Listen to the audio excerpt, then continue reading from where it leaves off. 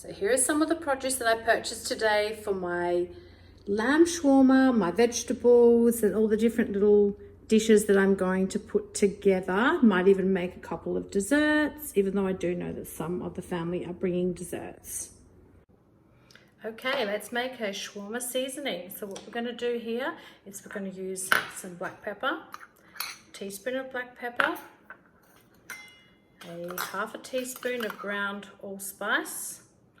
Always like to make a double mix of this. As we go, 2 teaspoons of garlic powder,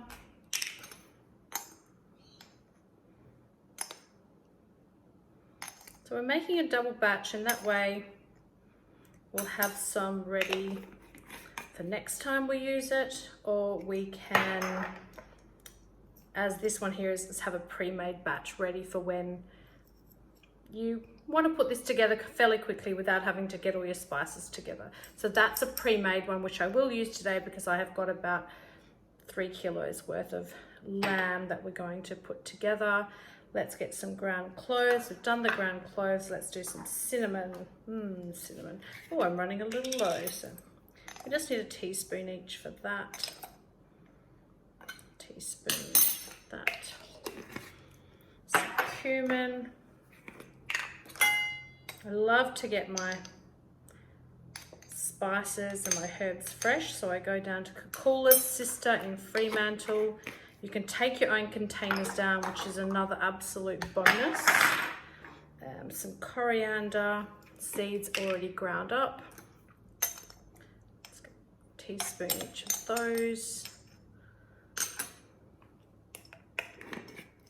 Some paprika. Bought this when I was down south in Dunsborough. There's a great little coffee shop down there, like I think it's called Merchant & Co.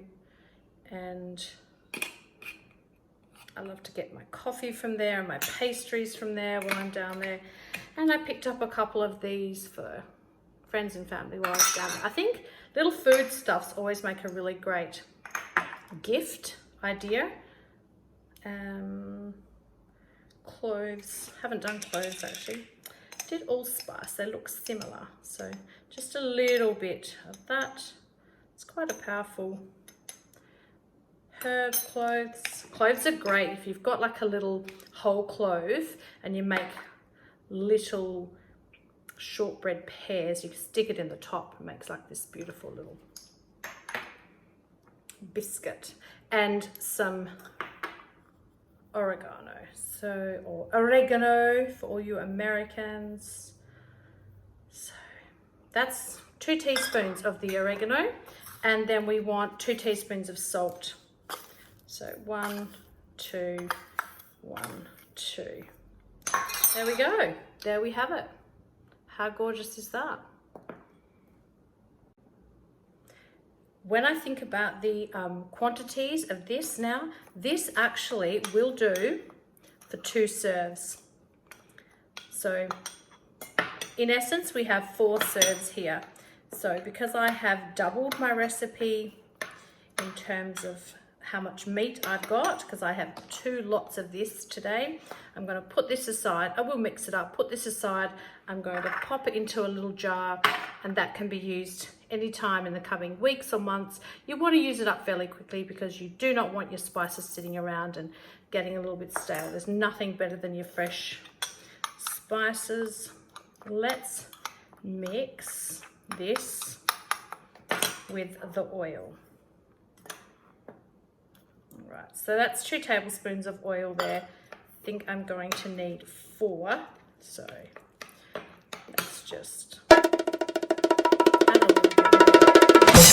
Whoa, hello, and that happens.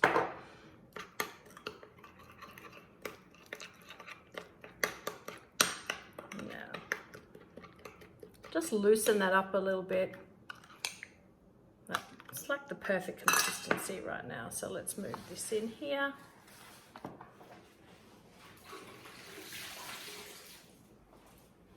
Big fan of having a nice fresh bowl of water in the sink ready to go for your spills and thrills.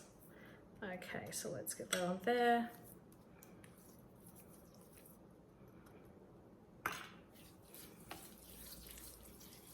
Massage that in.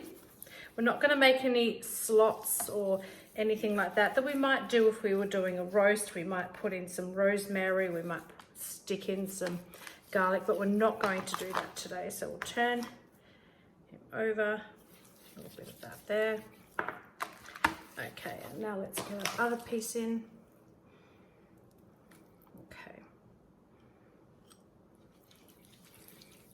Massage that in. And we're going to leave this overnight in the fridge, and as soon as we wake up in the morning really early, we will pronto put that into the oven on a bed of